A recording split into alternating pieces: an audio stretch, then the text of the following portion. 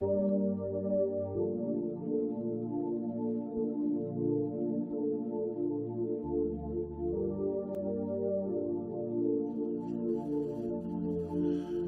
so I want to talk a little bit today about how I play Disc Priest. Now, this is not how you necessarily should play Disc Priest, or how the spreadsheet gurus say you should play Disc Priest, but it's about how I play it. And, maybe it'll work for you, maybe it won't, but I was getting a lot of questions on my live stream from folks about what my talents were, what my build was, some of my add-ons and things like that. So I thought I would just share and let you know kind of how I play Disc Priest. That's the only toon I play. It's the only class I play. So it's, the only thing I'm specialized in WoW. But again, I play it for me, how I choose to play it and how it feels right. So what I'm going to show you is my setup and all that stuff. And take away from it the nuggets you think are helpful, and those that aren't, cast them aside. And if you want to troll me in chat about the way I have my shit set up, that's cool too. I'm a big boy. But this is how I play it, and folks seem to think I do okay. So here we go. First of all, let's take a quick look at the talents. Specialization, we selected discipline. All right, so here's your basic spec selection, discipline, and your major spells. I'll get back to these in a minute. For questing, for solo content, these are my selections. This first tier, we have Schism, which I'm not sure if anybody's really using Schism. I've tried it out a little bit, but basically it attacks the enemy with shadow energy, it deals damage, and it increases the damage you do over a period of time.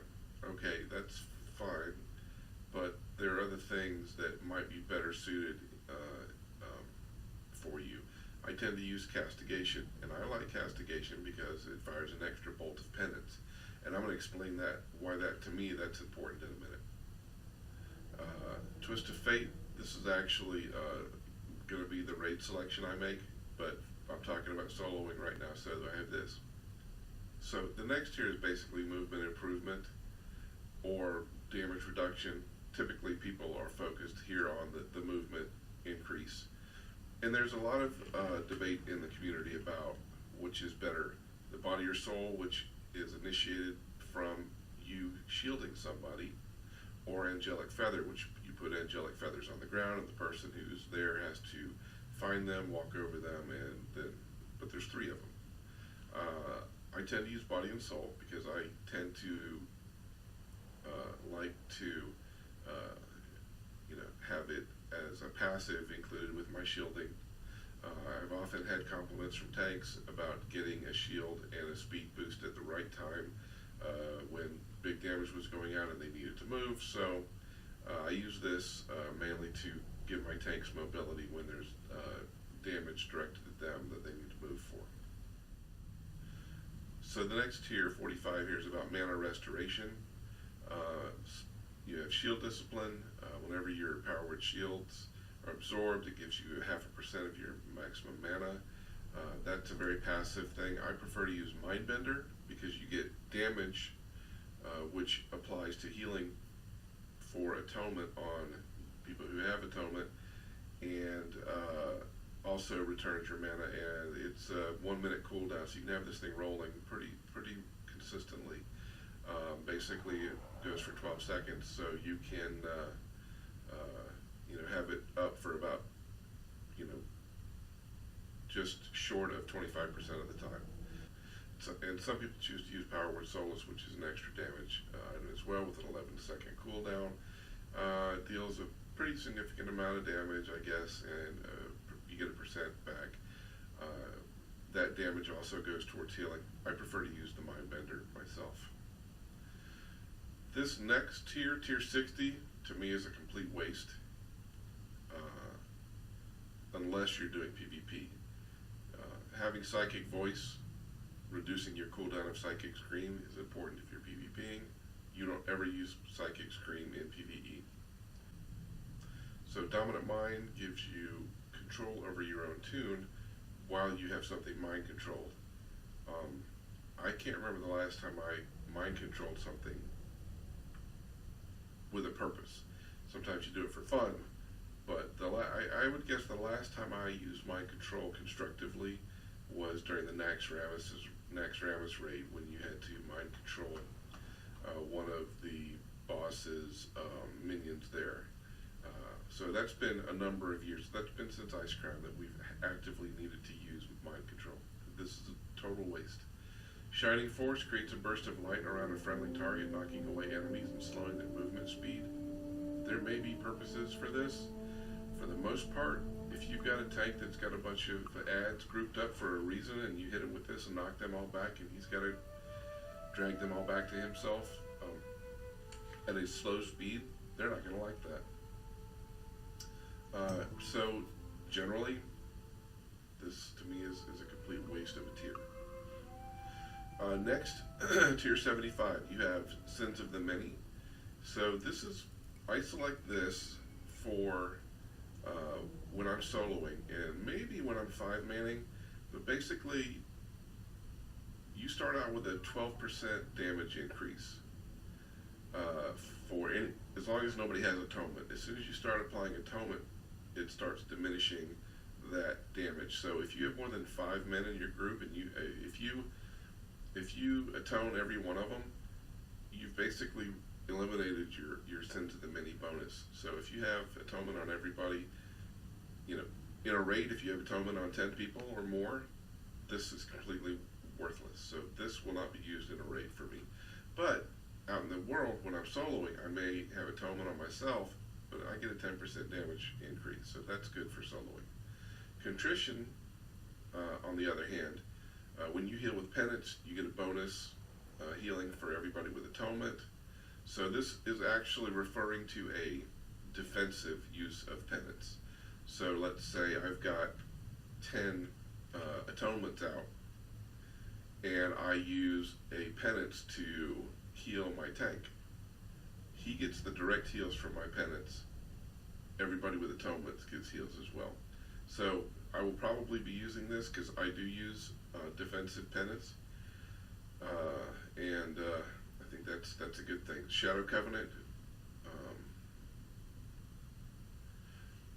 I don't like anything that blocks healing. So basically, this heals 4 allies for 8,000 and leaves a shell on them that absorbs healing for the next 4,000. So, basically it's a net of 4,000 healing. So I don't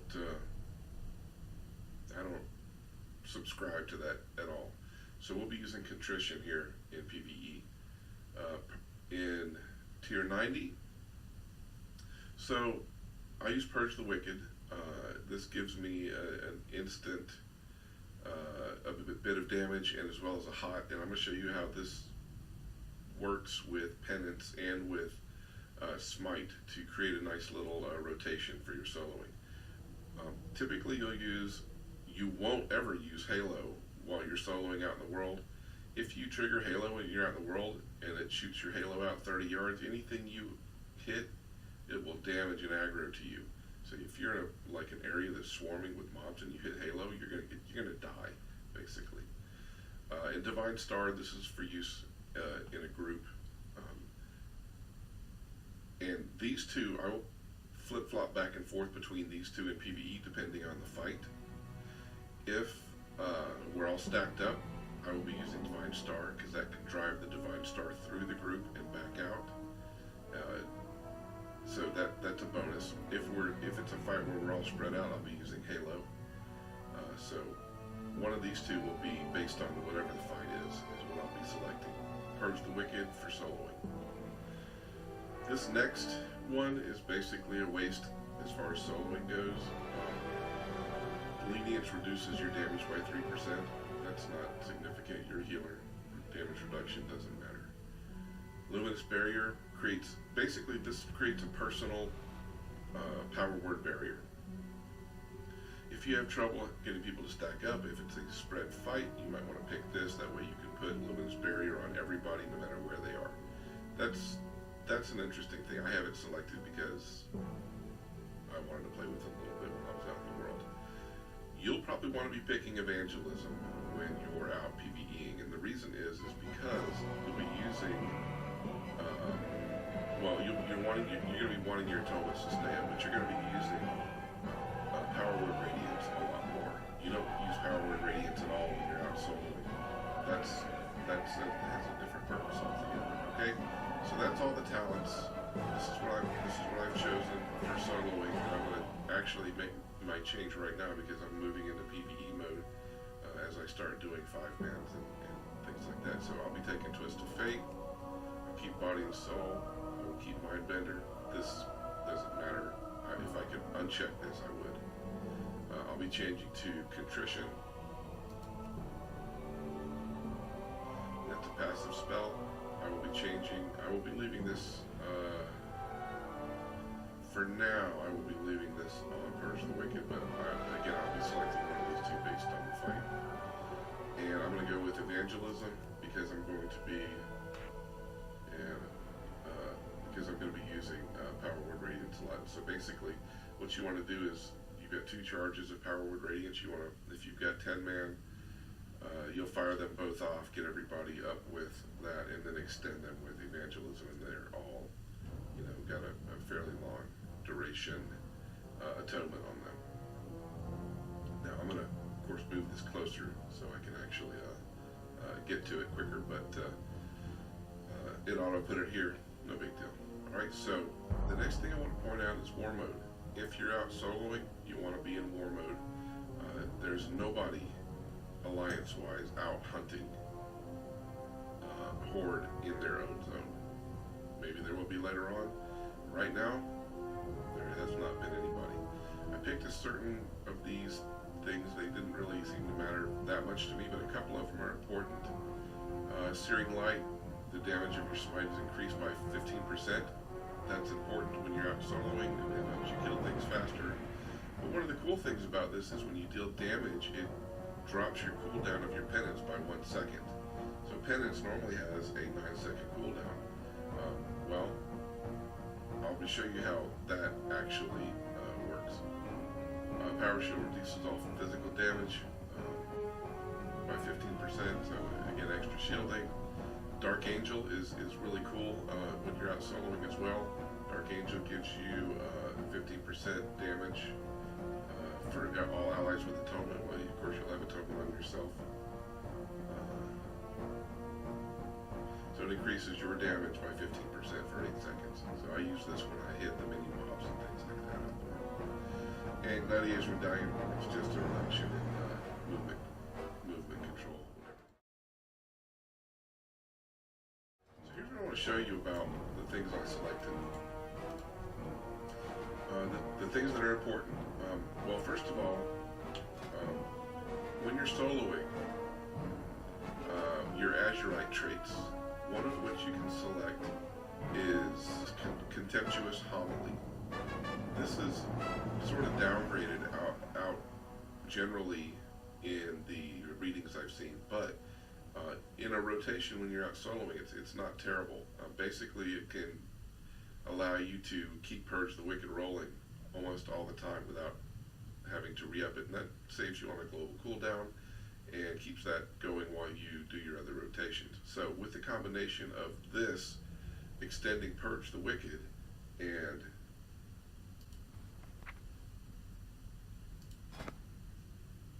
this reducing the cooldown of your penance, you can keep Purge the Wicked rolling on mobs pretty consistently. So let's watch how that works.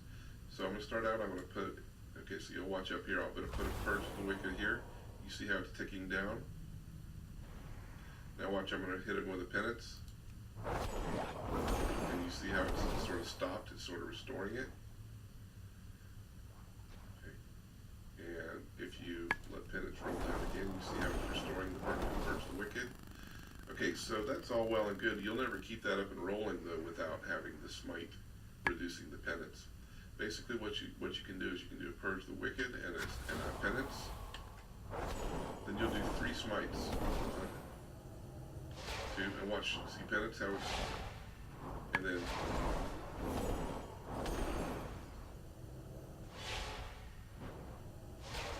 actually you can do 2 smites. And you see Purge the Wicked is staying up.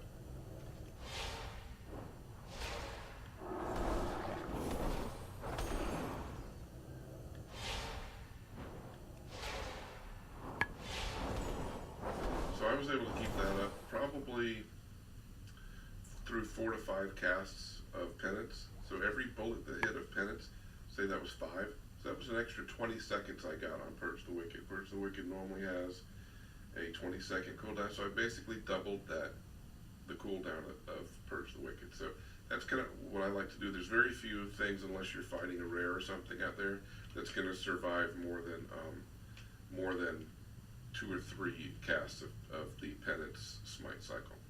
So there's that. So I showed you my soloing rotation in order to keep the Purge the Wicked rolling and roll back and forth between the smite and penance, but I didn't really go over my PvE, my rating rotation. What you're going to want to do is, as I had mentioned, you're going to want to use Power Word Radiance to get atonement on as many people as possible, and then try your best to keep those up. Now, Power Word Radiance has 2 charges. 20-second recharge per charge, so and it lasts for 60% of a normal atonement, which let's see, atonement is about 15 seconds, so 60% of 15 is what, 9, so you get about 9%, but add another 10% with the Azerite gear trait, so that's 10. And then with evangelism, you actually get another 6%. So you basically get the full atonement on your folks right off the bat. Now you do have to wait for evangelism to cool down to 1.3 minutes, but for the initially, what I'll do is I will at the pull I'll do a rapture and then shield everybody, as many people as I can, so they've all got the full atonement, and we pull. So I'll hit with a Purge the Wicked. Now that'll probably be Shadow Word Pain when I change my traits around for what I'll be doing. So anyway, so we've got Shield, we've got Purge the Wicked, we've got Penance that's doing damage and healing, and we smite, and we smite. And if we feel like it, we can do another every minute.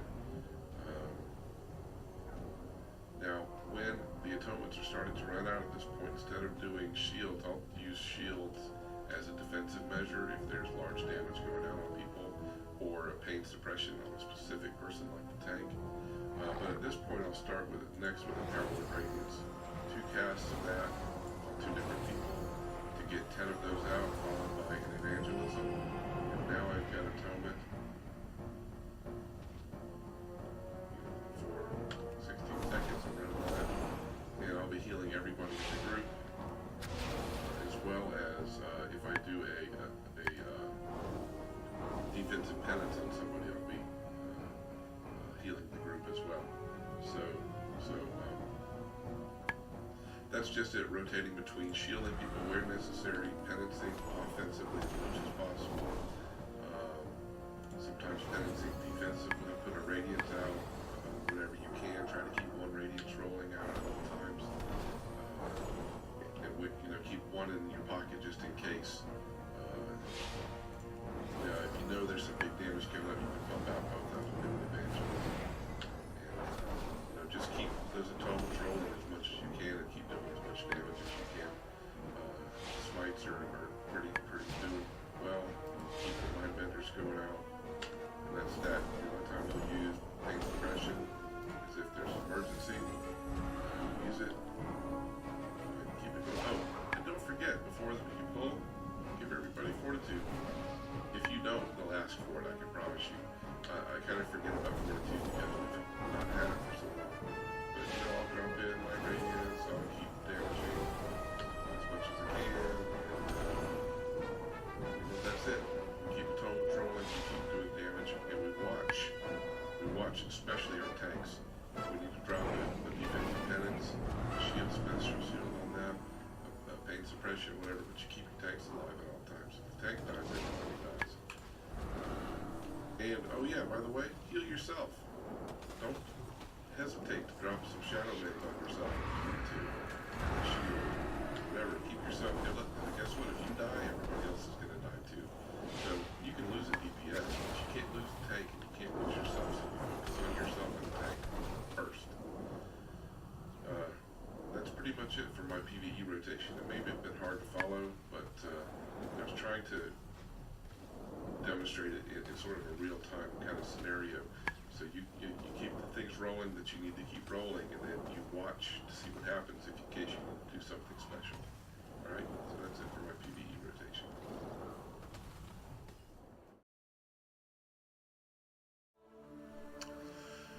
All right, so one of the things that a lot of people always inquire about as far as this goes is the stat priority. Now, of course, you know that intelligence is always your primary stat. What do we do with our secondary stats? Well, I think a priority as far as your secondary stats is going to be haste. Now, there's a number of reasons why you want your haste to be your number one thing that you want to look at, and that is because of things like your dots, which are basically a heal.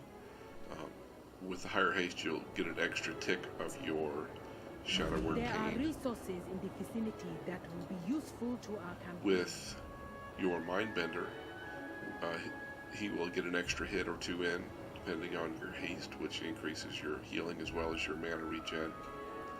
And then your ability to just put through damage. Now, damage is the important thing of what you're trying to put through. One of the drawbacks of having haste as a primary source is the fact that it does allow you to put through a lot more spells. And early on in expansions with discs, you'll find yourself doing a lot of offensive healing. You'll find yourself doing a lot of defensive healing. Now, defensive healing means you're doing it penance directly on one of your folks, or you're hitting them with shadow mends and things like that. What you will find yourself doing, and it's very common, so don't feel self-conscious about this, is when you're in a group with a tank that is taking a lot of damage, you can find yourself spamming shadow mend on them to keep them alive. That's your job. Shadow mend, penance, whatever else you got to do.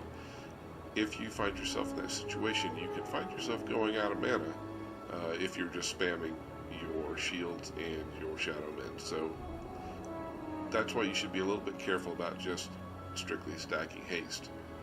Now, the next two to think about here are mastery and crit. Now, of course, you want to get crits. Everybody wants crits when they hit on things, and you can crit a shield, but when you're doing atonement healing, when you're doing damage, the crit does not impact the amount of healing you're doing. The healing is going to be whatever your normal hit would have been. So you're not benefiting from crit with your atonement heals. Now, mastery, it directly impacts your quality of your shields and your healing. So I would say it's probably haste, then mastery is what you would want, followed by crit. And if you look what I have right now, I've got crit fairly high. I've got haste fairly low, and that's something I need to work on. It's weird, a lot of the gear that Blizz has been giving me, haste crit, versatility crit, it's almost all got crit on it, and a little bit of mastery. But what I'm having to do is gem or enchant for haste. And we try to get that haste value up. That's going to make a difference in what you do. So you see mastery is high right now. What I want to do is bring haste up above mastery, and try to do that. Versatility increases healing and damage done by a certain amount, decreases damage taken. It's not a big stat for us. Mastery, healing and absorption is increased by 19% on targets with atonement. So right now that's doing very well for us. Haste, like I said, throughput, crits, extra effectiveness on attacks and heals. Crit's good if you're doing direct heals, but that's not our role. And atonement does not benefit from crits. So why would you want to do crits? Well, you'd want to do that for your DPS or for your direct heals and your shields. So, in my opinion, we would have intellect, of course, as our primary stat. I would stack up as much haste as you can, and I'll be working on that myself, followed by mastery, and then crit and verse, whatever you get on that. So that's basically it for your attributes.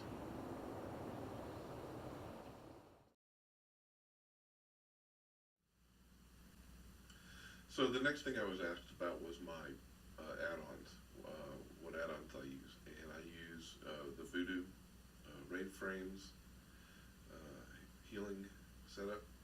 There's all kind of videos out there on setting up Voodoo. I'm just going to show you how I have it set up, and basically I'm just going to show you the spell portion because there's a lot of settings in here that you can use.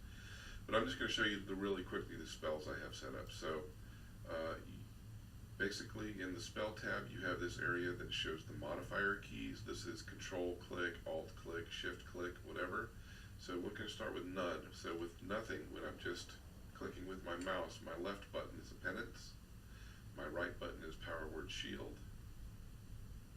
With shift, my left button is shadow mend, and my right button is power word radiance. With control, left button is pain suppression, right button is barrier. I also have barrier key mapped as well as mass dispel key mapped to my mouse buttons. And alt, left button I have target, right button I have levitate. You never know when you want to levitate somebody. And I think I have pain suppression twice on here, yeah. Excuse me.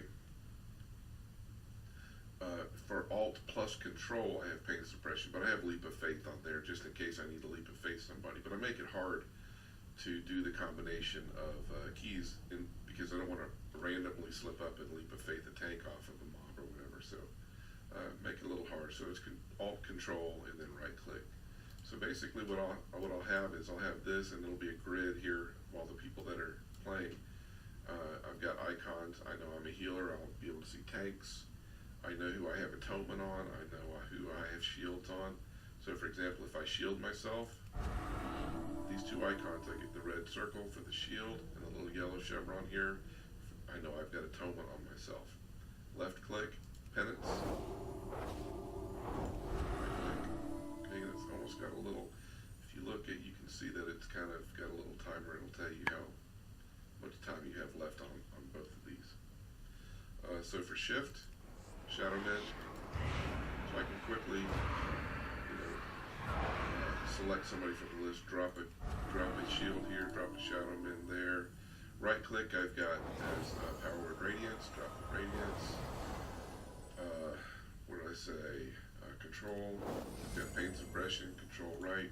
I've got my bubble on myself. That means I can put a bubble on anybody I want at their location. So it just makes very quick use and very little movement. I can move with my keys all the while. I can penance, I can shield, I can stop and do a shadow mend, radiance. So basically I don't have to move my mouse at all. I can just do all keyboard and clicking while I'm doing that. So it makes me very mobile. Basically you put your spells in there that you want, whatever makes you feel comfortable, and you just kind of get your muscle memory down to where that's how it is. And what I'll do is I'll have like my mob, I'll have set focus, and if I need to switch over to a target, I'll do a control left click, and if I want to do a radiance on them, I'll do that, but I quickly switch back over to the target and start my atonement. Don't forget Rapture as well. I didn't mention that earlier in my mix of things, but Rapture is great. I'll tend to do a Rapture and then, excuse me, and then shield as many people as I can before the pull and keep shielding. It just avoids initial damage, and then start with, when I do that, everybody's got atonement on them, and then I'll do a mind bender right after that to recoup the mana I used in the pre-casts for this. So I'll do a Rapture, pre-cast, somebody pulls, I'll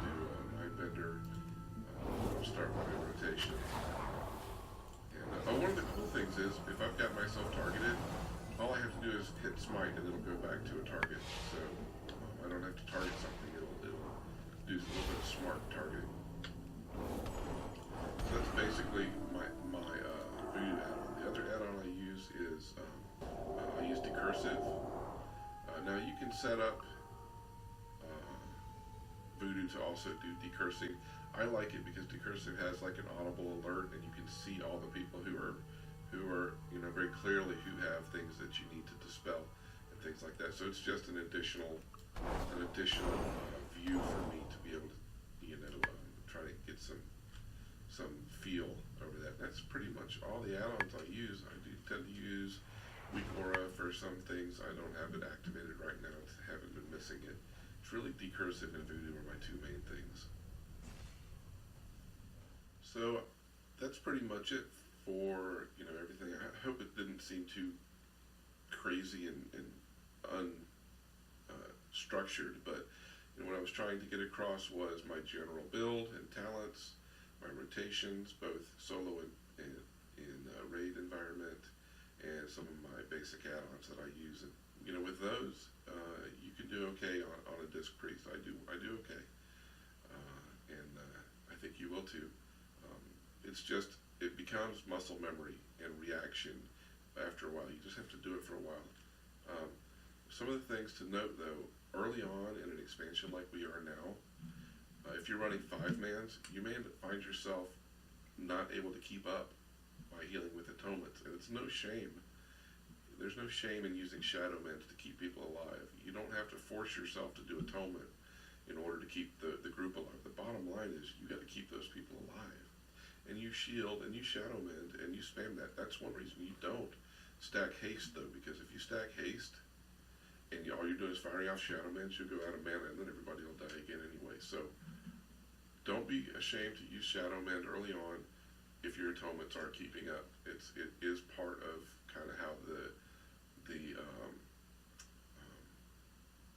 evolution of disc goes in an expansion. Early on, you just don't have the power to keep everybody with atonement. You shadow mend as you can, and then the atonement will develop and build over time as you get gear. So anyway, happy priesting. Enjoy your disc. I love mine. Hope you do too. I'll see you later.